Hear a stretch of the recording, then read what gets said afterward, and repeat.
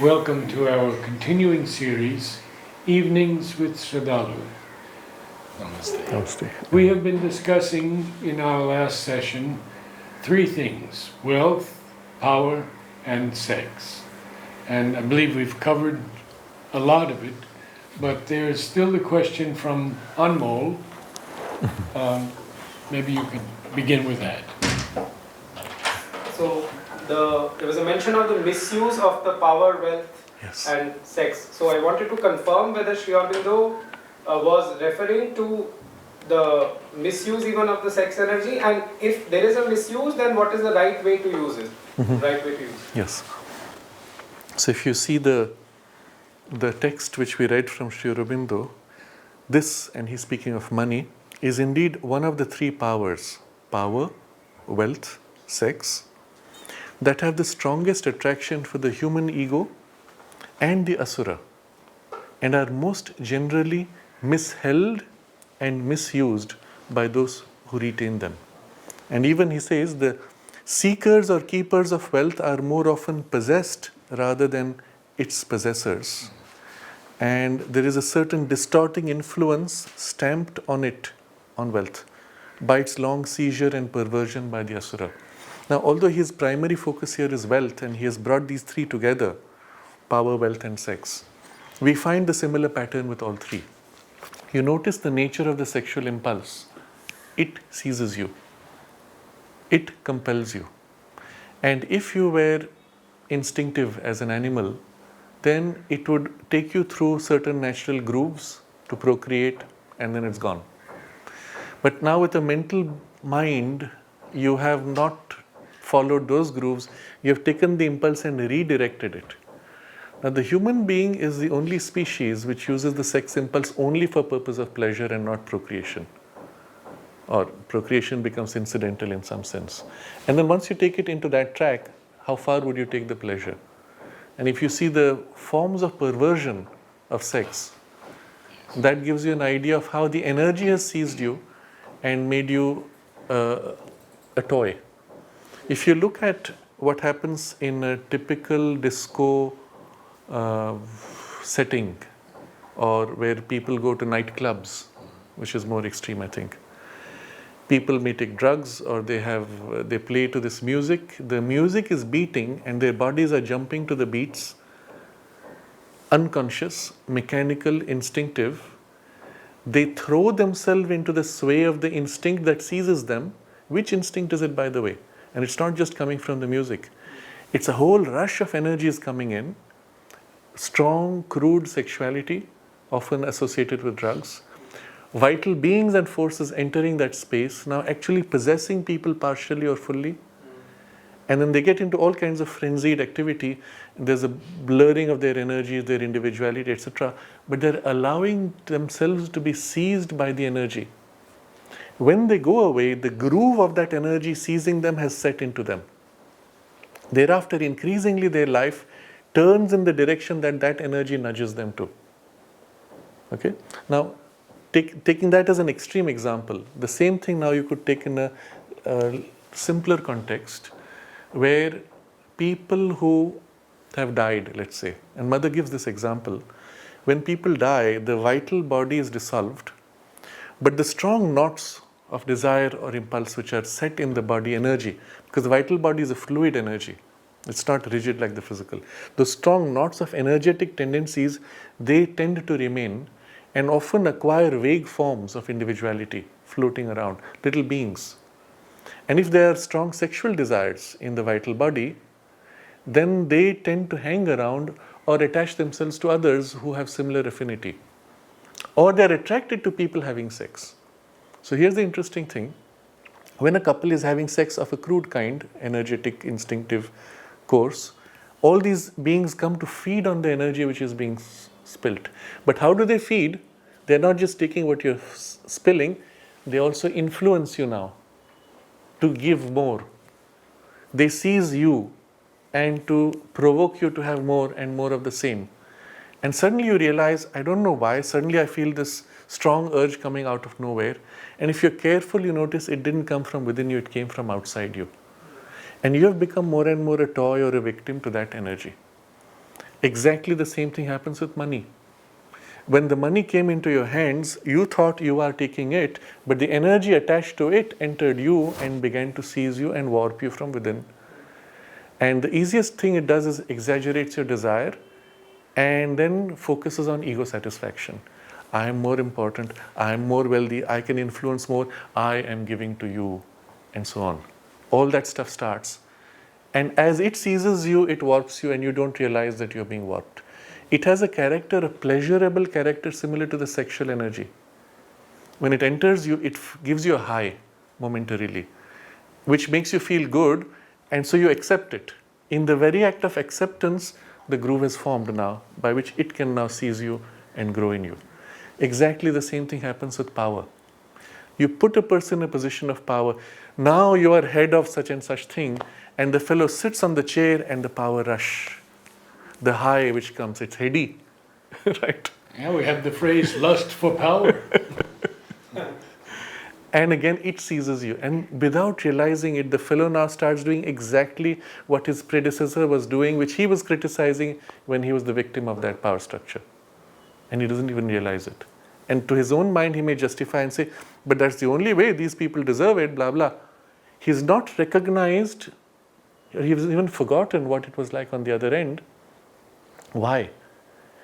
Because his mind was not sufficiently developed to detach from this influence that sees the mind and emotions. If it was sufficiently developed and conscious, it would say, hey, what's this happening? Why am I behaving like this? I never want to be like that. That's not me.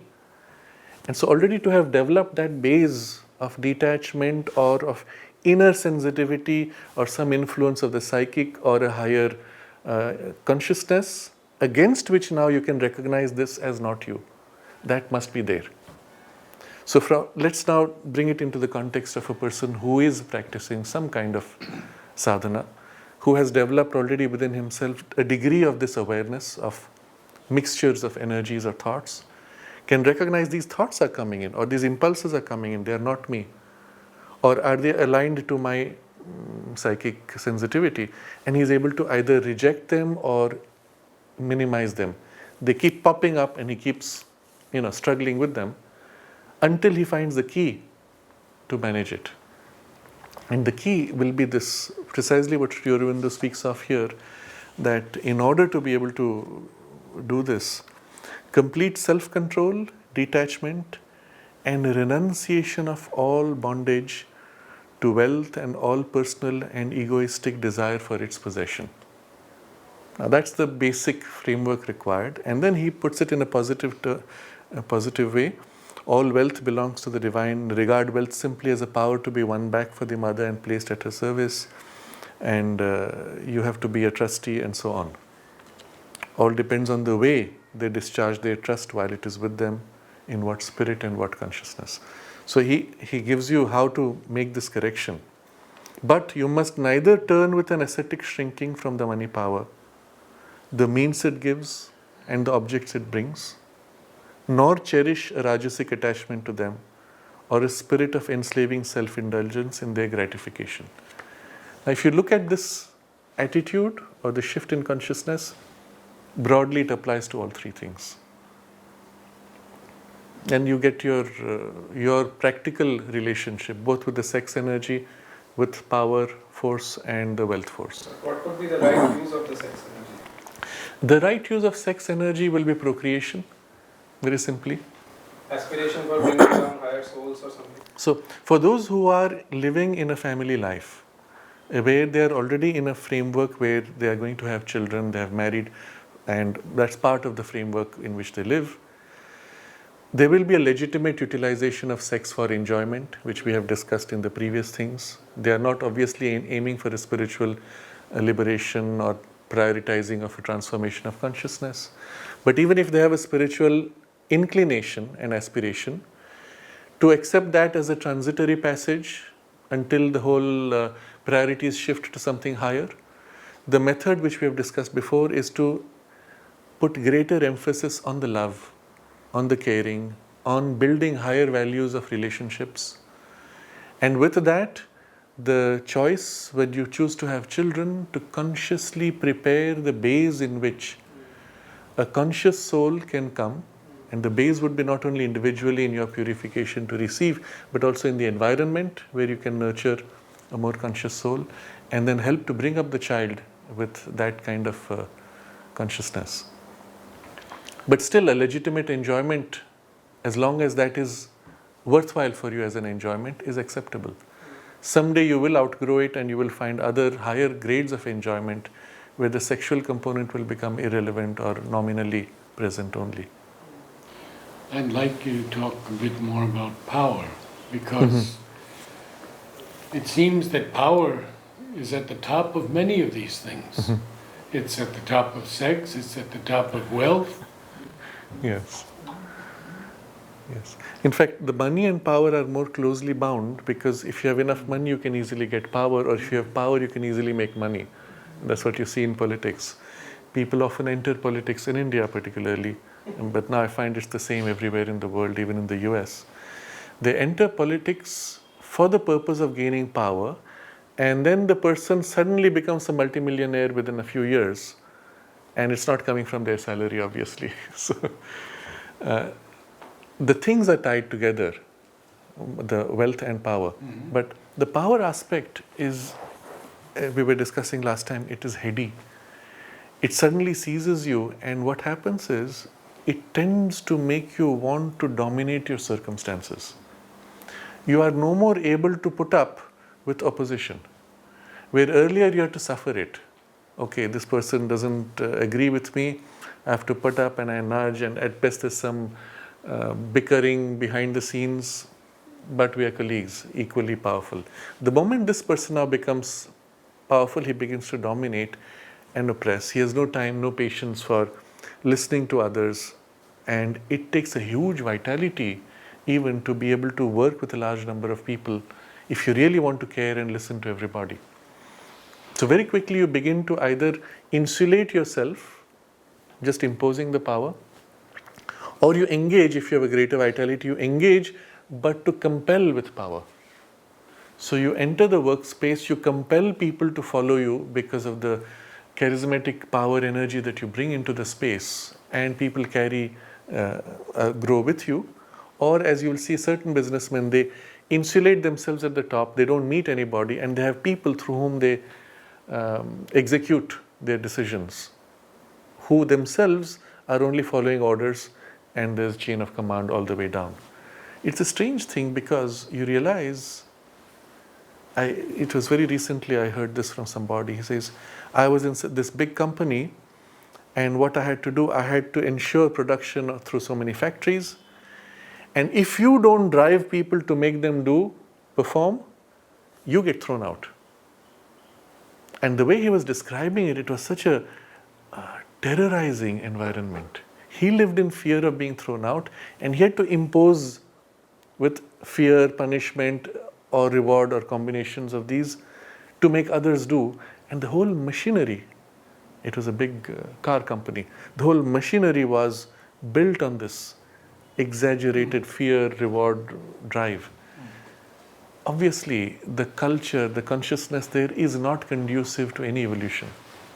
It is oppressive, it destroys people more than anything, but it shows profits. And this is the old model. I refer to it as the industrial model of management, which is not the consciousness-based model of management. In a consciousness model of management, you would look at each individual. What are their strengths? What are their weaknesses? You would assist each one to grow so that the business grows with them. Or if they are not suitable, they are not unable to perform, it's because they're in the wrong spot.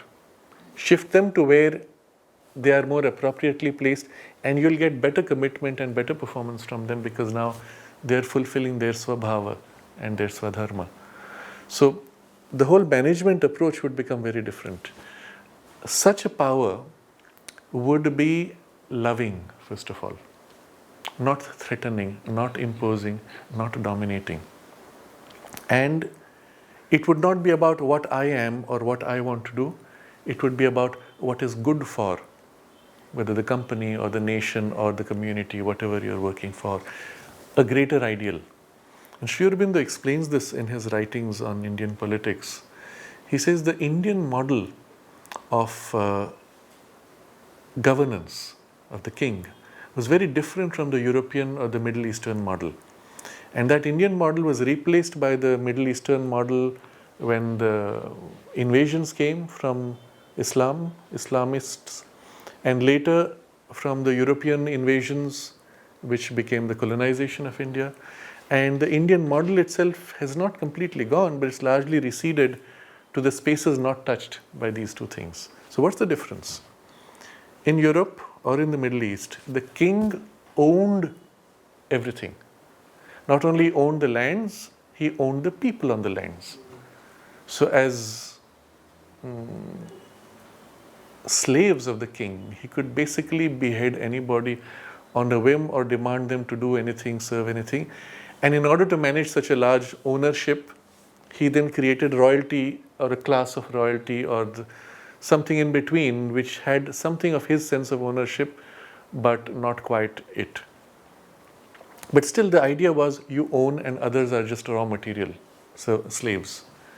In the Indian context, the king's role was not owner, it was as protector of dharma. What is dharma? It is already a self-existent truth. And the king's role was to ensure that this truth is undamaged and this truth is what governs. And he is protecting the truth. And he was a servant of the people. Servant of the truth first, The truth first. and therefore of the people who were to be helped in this fulfillment of the truth. And where it was not obvious to him what is the right thing to do, he would go to the wise man to ask what is the right thing to do. Now this model is the true leadership or the true sense of utilization of power that we have to grow towards. In this case, the divine. What do you have to do for whatever the context of that power structure is to serve the divine?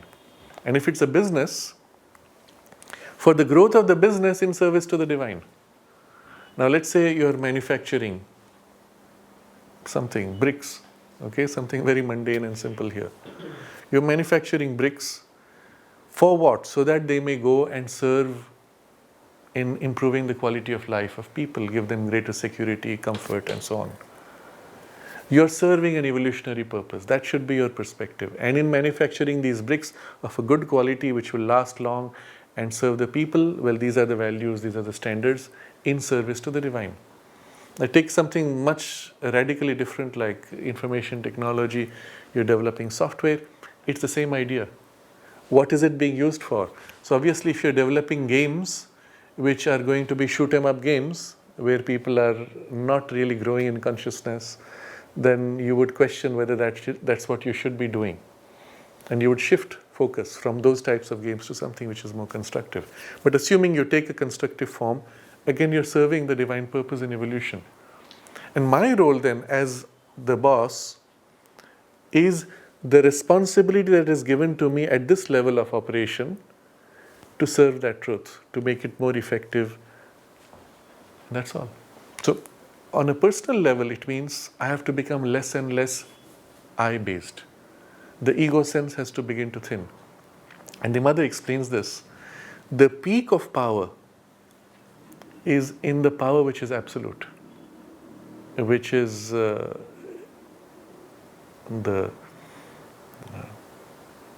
divine power of omnipotence, which is supramental. And a supramental power, to be able to reach that, requires you to be completely free of personal ego. And she says it's set up like this, that you cannot reach to that power unless you're totally transparent and free of ego. But that already gives you the sense of direction. If you are to truly serve and be effective in action of power, you have to rise beyond ego and hold some ideal which you're fulfilling. And my perspective on this is, it's not difficult. It does not require you to do any special sadhana to come to an egoless or a thinned ego state. Your activity itself is your reference. The workspace is your sadhana.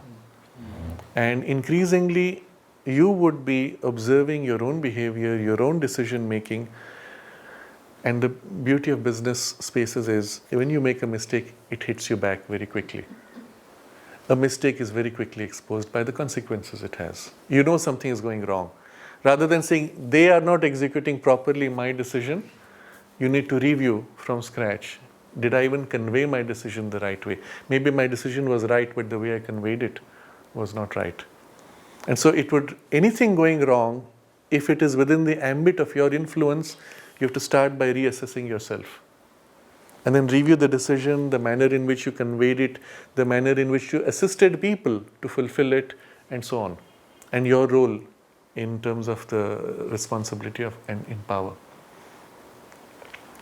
And so that becomes your karma yoga.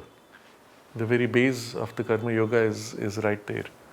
And with it, the right utilization of power.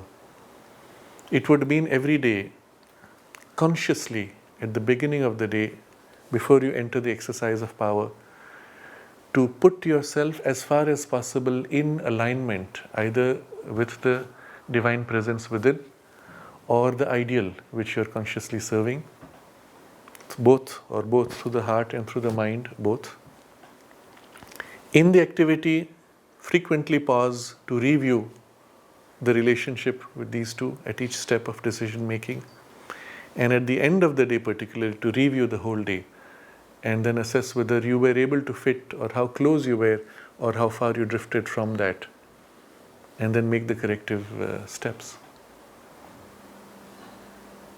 And it's not difficult. The process itself is well within reach of everybody.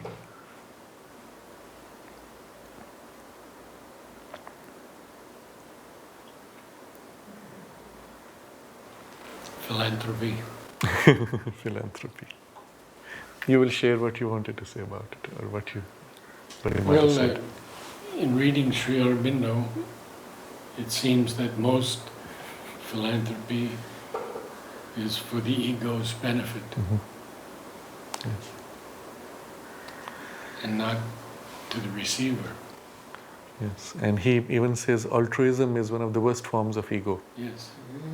You seem to be doing good for others, but Yes. all you're doing is puffing up your own sense of Yes. I am doing. So in the Indian tradition, we have this saying that the left hand must not know what the right hand gives. So when you give in that way, that would be the true sense of the philanthropy. But when you have somebody on television projected as so-and-so is a famous philanthropist, then you know what they're doing is of a very different kind. But on the other hand, what also happens is the instinct, and I'm not speaking now of a sadhak, but of a businessman, when you've built an empire, in the building there's a great joy, but after a point you cannot build more. So you have to extend the influence by giving back, because you feel you have taken so much, even created wealth, but you're not directly relating to the enjoyment of people. Especially if the business was built on the older industrial model where you've exploited people or compelled them in some kind, you feel a sense of guilt, something missing. You have not seen people happy because your business has grown. You can speak of we sell so many cars, but are my people happy? So you start first by caring for your own sense of expanded I, my workers, children, and I will provide for them free education. Maybe it begins with that. But at the back of the mind is what you get back. I will get better loyalty from my workers. So there's always this give and take tendency which comes into it. And the tendency of the instinct is to take more than you give. And so often what happens is you have a company which is building profit. Now you want to save on taxes, so you transfer the money into a foundation which is going to gift to save taxes. That's all it starts with. And then they will make sure the way they give money goes back to support their own environment. Now this is very natural, and I see nothing wrong with it. It's how things are. From a spiritual perspective though, what are you giving money for? With what attitude? And where do you give it? If your starting point was that the money was never yours, then there's no question of you giving. It's rather, okay, so here is a profit, and I accept saving taxes as an objective. So I want to give it. Where do you give it? It was never mine to give it in the first place. So how do you exercise the charity? Where it will help the growth of consciousness most. Now, it may be that you give it back to your own workers, their children's education, for example, or their children's health care. But it will not be with that attitude of how much do I get back for what I give. It will be done because it's the right use of the money. And so it's not so much what you did, but the way you related to it and the way you brought the right alignment of possibilities for maximum growth.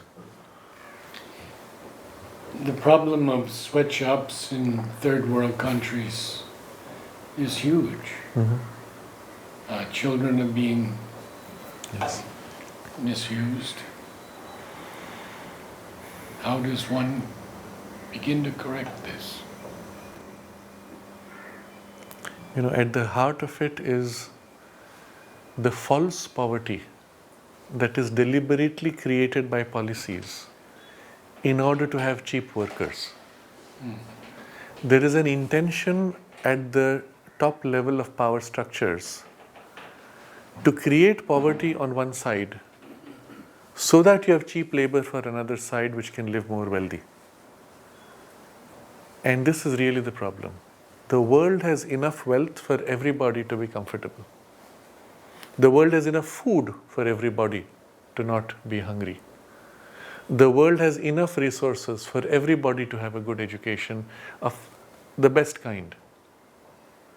Why is everything lopsided? Because there's a deliberate interest to create this unbalanced economy or even power structure. You'll see how it works in cities in India. Everywhere there's a city, wealthy people. Nearby, there is an enclave of, in Hindi they say, Juggi Jhopdi, that is the hutments. People living in extreme poverty who will then be the maidservants or workers for the houses of the wealthy people. That can't be too far away because then they have to travel. So in the very design of the city, they ensure these pockets are kept. Except every now and then the politicians get greedy. So we have seen this in Pondicherry. This used to happen much more blatantly earlier. Now it's more subtly done, but the same idea. Suddenly the hutment catches fire overnight. Of course, nobody dies. Because before it caught fire, everybody was asked to step out. And then the goons went and lit the fire. Then the government stepped in, the same politician. They said, don't worry, we will now give you a good housing. And they are given concrete blocks nearby, multi-storied. And this land is claimed now by the city under politician control for development and sold to a businessman, effectively owned by the politician now. But they still have to create these pockets of poverty so that the rich people can be served by poor people. The same thing now is done at the level of countries. And the way it was done was by manipulating of currencies of countries. By ensuring a currency suddenly has a much lower value. Now suddenly all those people become cheap workers. $1 US becomes, let's say, 1,000 whatever local currency. These people used to live for 100 of their local currency. Now if instead of feeding each other, helping each other for their own growth, they sell the product now to the US dollar, they get 10 times more money, but not food.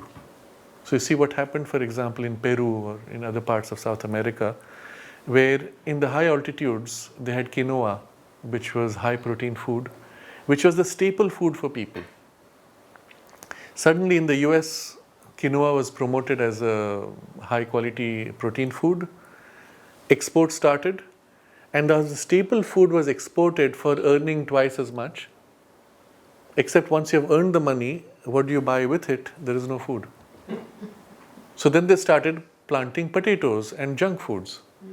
And the people shifted to living on junk foods which could be bought at a cheaper level, now in double the quantity for the money they got from exports. And they began to have illnesses and all kinds of other problems. Who benefited? The US got high quality food for low cost, and the poor people became poorer and weaker and more sick for the pharmaceutical industries to now feed them medicines. And the same we see in India and everywhere else. So there's a deliberate intention to create this unbalanced economy. And we have to face it, we have to recognize it, only then we can start correcting it. And the correction will be for nations now to start putting their own people on priority first, rather than feeding a fake global machinery which benefits only the global rich. You have to start building internal markets for what's good for your own people and build internal resilience and independence economically. Now, small countries cannot do that easily, especially islands, because they have limited lands, limited resources. But a larger country, India, is as big as Europe. It's like taking all the countries of Europe, each of them becomes a state in India. Each of our chief ministers represents as much power as a president or prime minister of a European country. But of course, they're not given the same position because of this mismatch of wealth. But if you just cut yourself off, assume the whole world vanished and there was only India, it is sufficiently complex and complete to become a self-sustaining closed economy by itself. Mm-hmm. Instead of being export-driven, if the focus was building on local value, then we would have the necessary not only financial independence but complete erasure of poverty, and nobody need ever go hungry. Because all the food that's being grown here, which is exported, is going to feed cattle in the US. You see, all the food, all the meat that is exported from India to the Middle East, for every kg of meat that you export, you're exporting what, 5,000 liters of water, which went into making that meat. And so the price for which you're selling 1 kg of meat is nowhere near the price of actual investment of water and destruction of environment. All of these export-oriented policies have been extremely destructive. But internally, we have still to make the correction that stop the loot, start caring for people, sincerity, which Mother spoke of. I'm doing a series now on India in our questions and answers series, in which Mother was asked so many different questions about the situation in India. And she was very negative in those days. Although she says it has a spiritual background, a spiritual heritage, it's in the ignorance right now. It's really bad because the whole model of development has been a replica of Europe. And the same destruction that has taken place in Europe is being replicated here much faster because of the accelerated technologies. So I remember when I went to South Korea, big buildings, very high standard of living, very wealthy people, and what was the value system? It was a Buddhist country. It had been completely wiped out. The Buddhist values were kept in the mountains and little monasteries, and for the common man it was this technology-driven, computer-driven, computer games-driven values which come with cinema and Hollywood, and that was it. You could walk through the streets, you did not feel the spirituality of Korea. You had it still when you went into the mountains and all that, but in the streets it was completely lost, and people were hollow. Some of the most bright and creative minds, but turned now to replicating vital objectives, vital consciousness, rather than their own innate idealism and spirituality, which is also there, but not in the primary space of the creative drive of the people. And especially because I see the creativity, I said, my God, this is what India could become, is becoming, if you don't intervene soon enough. What is possible, and which is what we are hoping for, is the spirit within India will wake up and say no and make the correction. The signs of that are very clear, and they are there in the younger people. I go to many conferences of various kinds, and it's always obvious, let's say in a group of, just as a proportion, 50 people who are largely molded in the European model, you will have 5 that will stand out for being fundamentally different. They're struggling to maintain their different values, but they're there and they're strong. And you can see that this number is gradually increasing. But it's still 10%. But it's growing. But it's growing. In 1992, 93 about, okay, in the Pondicherry University, I was invited for some conference, and we had big names. Some of the most famous journalists of the time were present, and I was the only odd man out, and it was a discussion about India's future. Everybody was totally negative, saying nothing. India is going to be just another sinkhole, is going to collapse, we have nothing at all. And I was the only one who spoke of all the good things which are on the way. What we see is soon after, within 5 years, you had this huge burst of the economy booming because the government removed the shackles which had been imposed on India by the socialist communist model of Nehru. They removed it under World Bank pressure, unfortunately, so it was a different model, but still removing it allowed things to grow. That was the big thing. And within 10 years, the whole situation reversed so much. These people who were speaking negatively are now irrelevant. They're nowhere in the space. What you see is among the younger people this confidence which is growing, and especially those who have gone out of India and made a big name for themselves in spaces that are currently economic leaders. In the US, not only in the business spaces, in information technology spaces, even in the media spaces, having proved themselves in the elite, among the elite, they come back to India and then they start trying to bring those values here. So there's a mixture happening. What they bring from there is the training of high standards of performance, but in a framework which is still mixed and not adapted to India. Out of those numbers that come back, those who cannot adapt to the Indian context don't stay long and then they go back. But their heart is still here and they're still trying. And there are a few who are able to see that yes, those values and those standards need to come here, but in a framework which is different. And they're able to make that shift, and they're the ones who are triggering off this awakening in India. Sri Aurobindo makes a comment about this. He says that the age of individualism and reason, which had a kickstart in Europe because India was under colonization, unfortunately in India it was kickstarted by the colonized influence, and so has not discovered its innate character of individuality and reason. And so this is the struggle ongoing right now.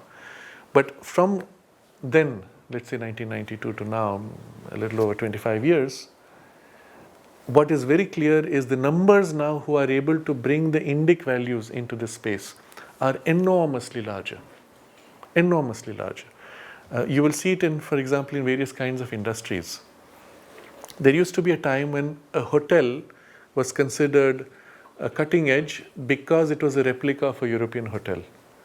Today you go to hotels which are themed on spirituality, and they've actually brought Indic values but with the same standard of cleanliness and efficiency which was set in Europe. But the theme itself and the atmosphere is even spiritual, and that's surprising to see. But this is the way this transition is taking place. It's happening for sure. The question is which is faster, the declining influence or the ascending influence? And well, that's part of the game. Yes. So in conclusion on this theme that we took up on power, wealth and sex and their interdependence, the mother's observation is this, that unless you're able to overcome all three, you will not have overcome any one of them.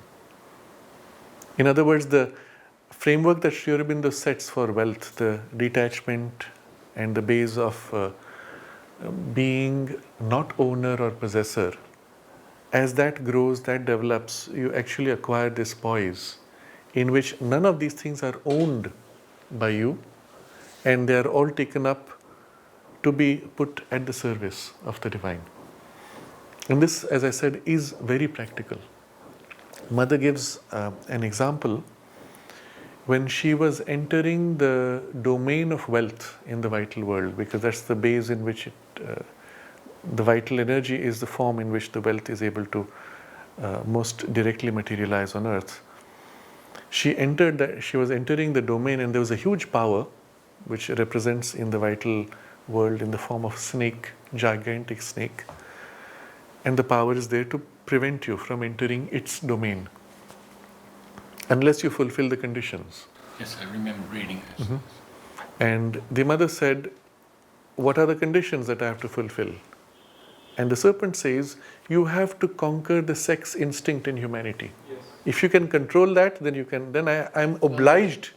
To let you go, let you pass. He says, I'm obliged to let you enter. Yes, yes. Very interesting. Now, okay, for mother it was because she was seeking the wealth for humanity. She was working constantly to release wealth. Even here, it's a digression, we'll come back to this point. In the playground, this is one of the interesting incidents. She would be walking from east to west, sometimes in a state of concentration, and on the east wall she would pause sometimes and look up, as if looking into the distance, and then again concentrate and move back and forth. And so one of her attendants asked her, why is it you're stopping there? What are you looking at? And she said, every time I look towards the sea, I see a huge wealth hidden there, waiting to be released. And I'm trying to release it. I don't know what that is, whether it is oil or some other treasure, but there's something in the sea here. But she saw it and she sensed it. And how does one sense it? It's another example she gives there.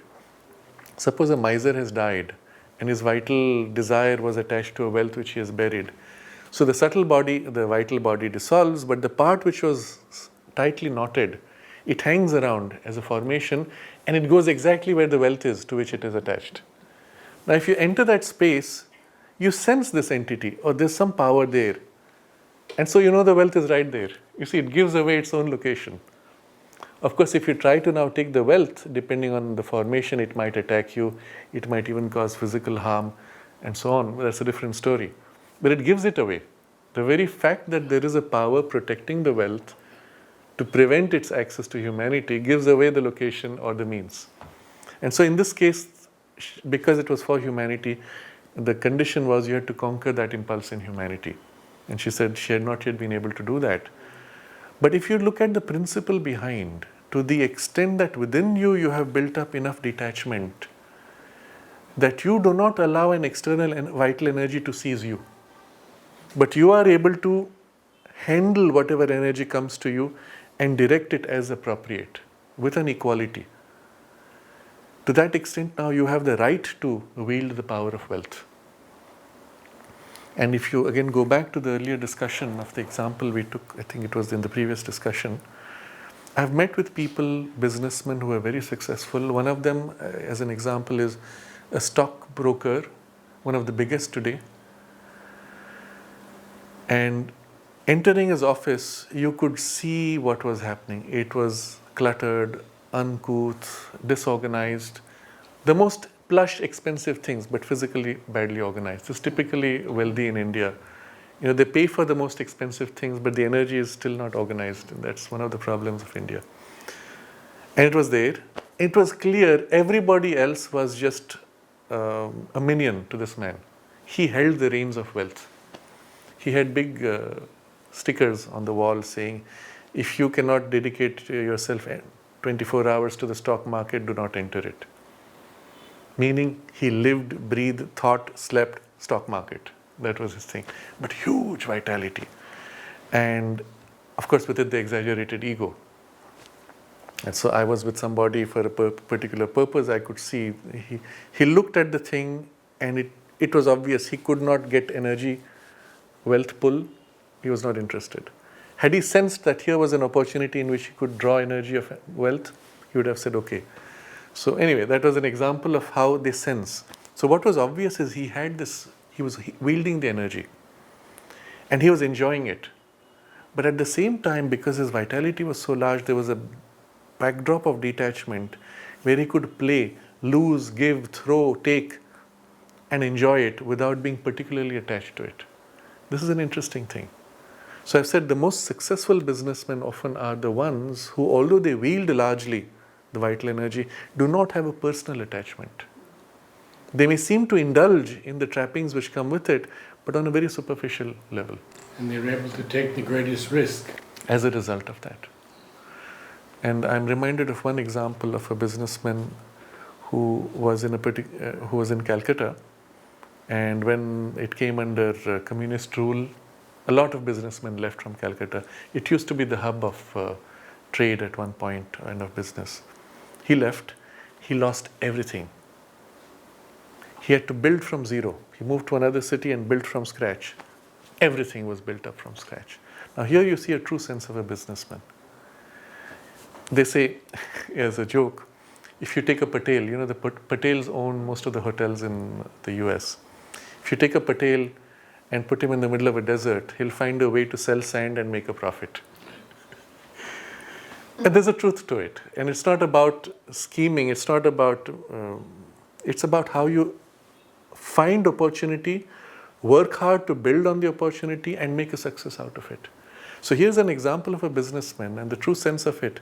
Whatever he had inherited and built, he lost entirely. He went with zero and rebuilt everything and built his whole empire all over again. But such a man actually does not fear now losing anything, because he knows even if he loses everything, he can rebuild. But the same equality one can build from a yogic approach. So if you go back to something we discussed last time, the attitude that nothing that you have is yours. Everything belongs to the mother.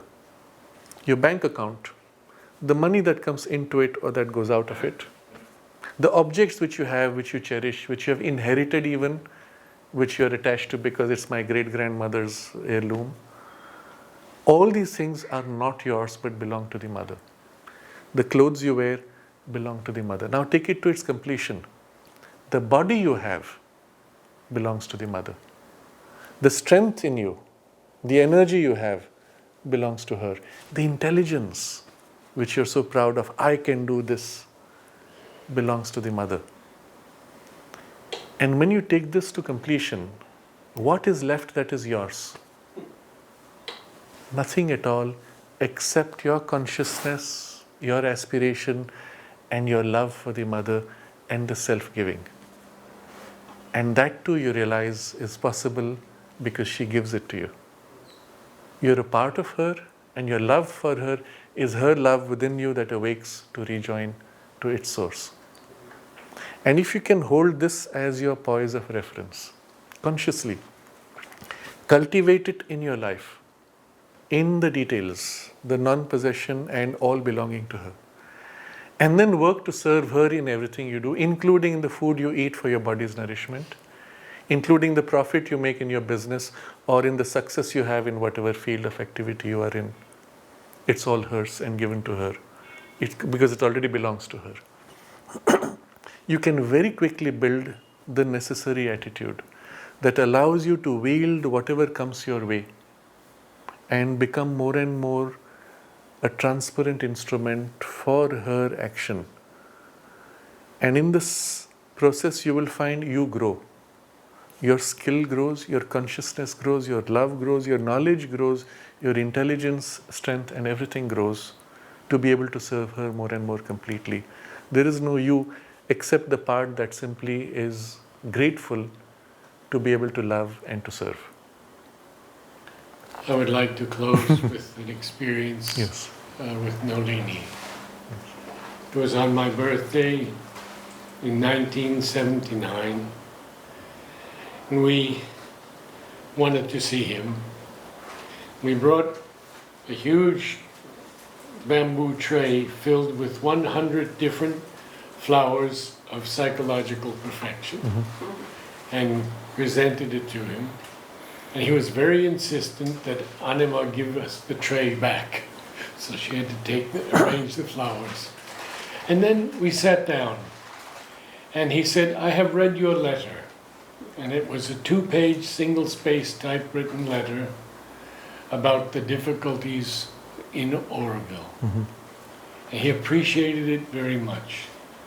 And then he said something so poignant. He said, you see, she is trying 1,000 different ways. Then he became very quiet. He pointed to Mary Helen and he said, "Your body." Then he pointed to me and he said, "And your body." Then he pointed to himself and he said, "And my body." We think they are different bodies. They are not. They are all her body. She has put a part of herself into each of us, truly. I carry that with me always. Yes. And we are her body. Yes. If every organ of the body lived for itself, we could never be healthy. And the same happens as a collective. If each of these bodies lives for itself, the collective can never serve as a vehicle, as a container for the mother's force and action. And so there has to be the collective life requires for each one of us to recognize that we are all together as her children, as her family, as her physical body, and to work together with that attitude. The result will be the formation of the vessel in which she can manifest the collective life or the divine life in the collectivity. What we have so far in the ashram and in Aurobindo is much more the individual realization or manifestation to whatever degree. In the collective spaces there are little pockets, but it has not yet formed the vessel for the whole community, neither in the ashram nor in Aurobindo. But pockets have formed, and that itself shows you it's possible, and those pockets now could grow or embrace larger, more diverse groupings in a similar aspiration. In the early 1970s, your teacher, Panditji, wrote to me and he said, in answer to my question, "It is time now for the collective work. The individuality can come later." But he said, it must be the collective work now. Early 70s. Yes.